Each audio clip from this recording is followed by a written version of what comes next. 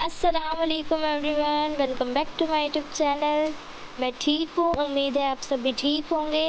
अगर आप मेरे यूट्यूब चैनल पर नए हैं तो चैनल को सब्सक्राइब करना ना भूलिए। तो चलिए स्टार्ट करते हैं हमारी कहानी पल के झुक गए, शहरयार और नवल की लव स्टोरी की तरफ। अगर आपको मेरी कहानी पसंद आए तो लाइक कीजिए, कमेंट कीजिए और चैनल को सब्सक्राइब करना ना भूलिए। तो चलिए स्टार्ट करते हैं हमारी कहानी। उसके आने के बाद अम्मी ने बहुत सवाल किए थे सबके बारे में। सारी तफसील उन्हें चाहिए थी। वो एक आध लफ्ज में जवाब देता तो उनका पारा चढ़ जाता। आखिर में उन्हें यमुना और नवल का ख्याल आया था। कैसी है वो दोनों? तब तो यमुना पैदा भी नहीं हुई थी। अब तो दोनों जवान हो चुकी होंगी और खूबसूरत भी। उनकी माँ भी बहुत खूबसूरत थी अपनी जवानी में। अब कोई फर्क आया या नहीं पता नहीं, मैंने गौर नहीं किया। उकताहट से कहते हुए उसने अखबार उठा लिया। तो किस पर गौर किया, नवल पर या यमुना पर? उसकी बेरुखी पर उन्होंने चुभते हुए लहजे में पूछा। वो खामोश रह गया। फॉर गॉड से अम्मी, कुछ तो सोचकर बोले। क्या कह रही हैं आप? ऐसा क्या कह दिया है मैंने? एक बात ही तो पूछी थी ना। कजिन से तुम्हारी बातचीत तो होती रही होगी तुम्हारी। अब उनका अंदाज बदल गया, थोड़ा नर्म और आराम भरा। वो समझने की कोशिश में उनका चेहरा देखने लगा। नहीं, ऐसा कुछ नहीं था। मेरी किसी से बेतकल्लुफी नहीं हुई, न उन्होंने कोई ऐसी कोशिश की।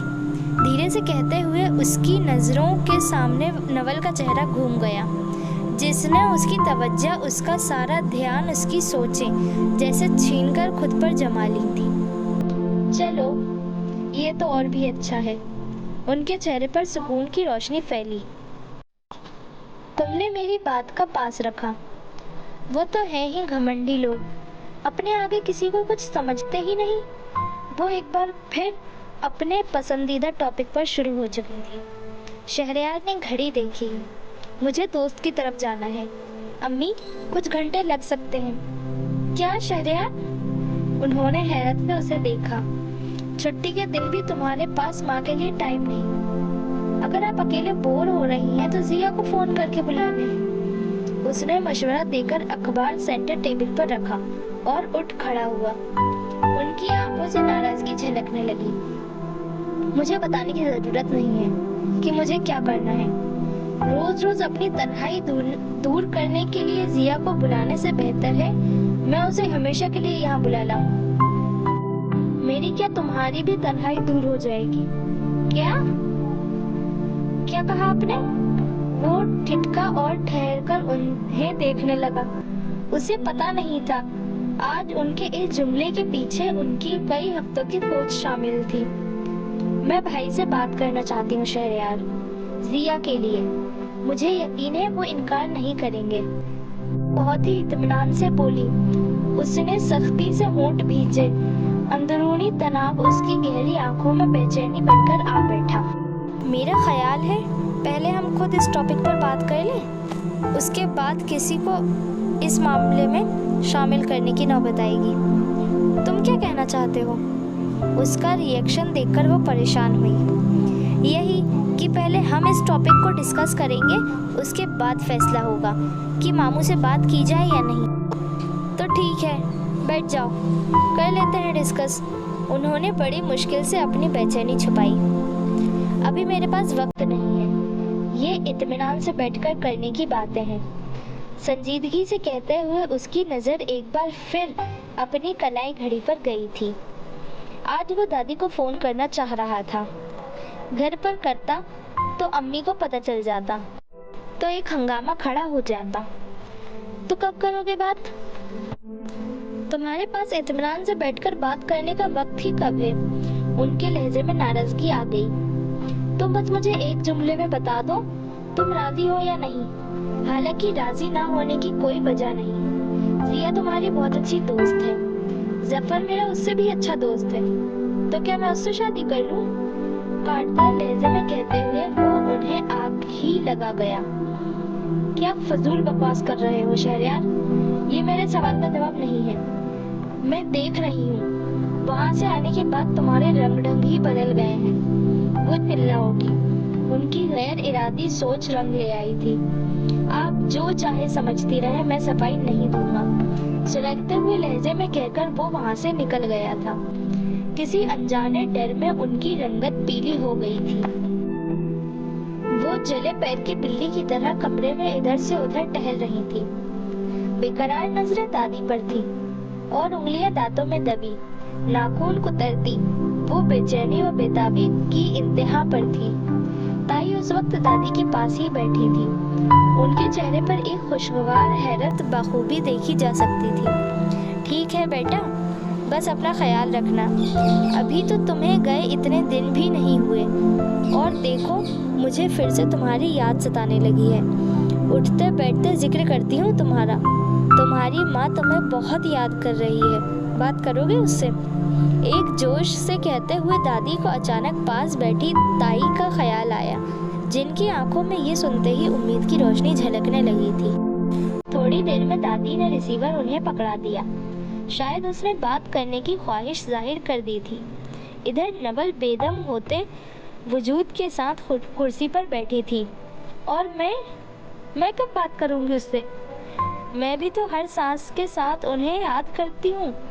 होंठ काटते हुए वो धुंधली नजरों से ताई को बात करता देख रही थी। कुछ मिनट बाद उन्होंने फोन दादी को दिया और उन्होंने ढेर सारी दुआएं देकर अलविदाई कलमा अदा करके फोन साइड टेबल पर रख दिया। चाय लाती यमुना ने अफसोस से उसकी हालत देखी। मायूसी का गहरा धुआं उसके चेहरे पर छा गया था। वो यूं ही खामोश बैठी रही। ताई और दादी को चाय के कप थमाकर यमुना ने गैर महसूस अंदाज में साइड टेबल से सेलफोन उठाया और उसके करीब आई। नवल उठो, बाहर आओ। उसका लहजा धीमा था। वो चौंककर उसे देखने लगी। उठो ना। यमुना ने उसका बाजू हिलाया, फिर अपने हाथ में सेलफोन की झलक उसे दिखाई। बाहर आओ, बात करते हैं। वो ये कहकर बाहर निकल गई थी। तभी नवल को दिल से होश आया। वो उठकर उसके पीछे लपकी। क्या करोगी? वो किचन में आकर रुकी थी। नवल ने उसका बाजू थामा। फोन करेंगे शहरयार भाई को, और क्या? वो गौर से उसका चेहरा तक रही थी। इस सेल फोन में उनका नंबर सेव है ना? उनका नंबर मैं अपने मोबाइल में भी सेव कर देती हूँ। अभी करेंगे? नवल कुछ डर सी गई। नहीं, थोड़ी देर बाद। वो हमारे कजिन हैं, क्या हम उनसे फोन पर बात भी नहीं कर सकते?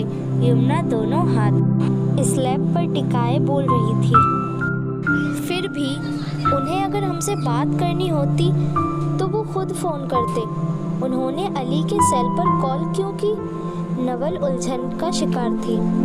ठीक है, यमुना ने कंधे उचकाए। नहीं करते फोन, सिर्फ नंबर फीड कर लेती हूँ। जब तुम्हें लगे कि तुम्हें उनसे बात करनी है तब आ जाना मेरे पास। एक तरफ लगे रैक से अपना सेल फोन उठाते हुए यमुना ने मुकम्मल लापरवाही इख्तियार कर ली। अभी अली आ जाएगा, अपना फोन मांग ले। अच्छा सुनो, नवल ने बेचैन होकर उसे पुकारा। हम रात को फोन करेंगे, मगर पहले उनसे तुम बात करोगी। क्यों? यमुना ने आंखें सुकेड़कर उसे देखा। मुझसे ज्यादा तो वो तुमसे बात करते हैं ना? कोई फर्क नहीं, सिर्फ एक बार ही तो की थी। नवल ने किसी कदर नाराजगी से कहते उंगलियां चटकाई। अच्छा ठीक है, तो फिर रात को 10 बजे सारे कामों से फ्री होने के बाद करते हैं। यमुना ने प्रोग्राम तय किया। हाँ, ये वक्त सही है। उसने सर हिलाकर तारीफ की थी। आपने हमारी कहानी यहाँ तक सुनी। आपको हमारी कहानी कैसी लगी कमेंट में ज़रूर बताएं। अगर आपको हमारी कहानी पसंद आई हो तो लाइक कीजिए, कमेंट कीजिए, शेयर कीजिए और चैनल को सब्सक्राइब करना ना भूलिए। तो चलिए मिलते हैं हमारी नेक्स्ट वीडियो में। तब तक के लिए खुदा हाफिज़। Thank you for watching.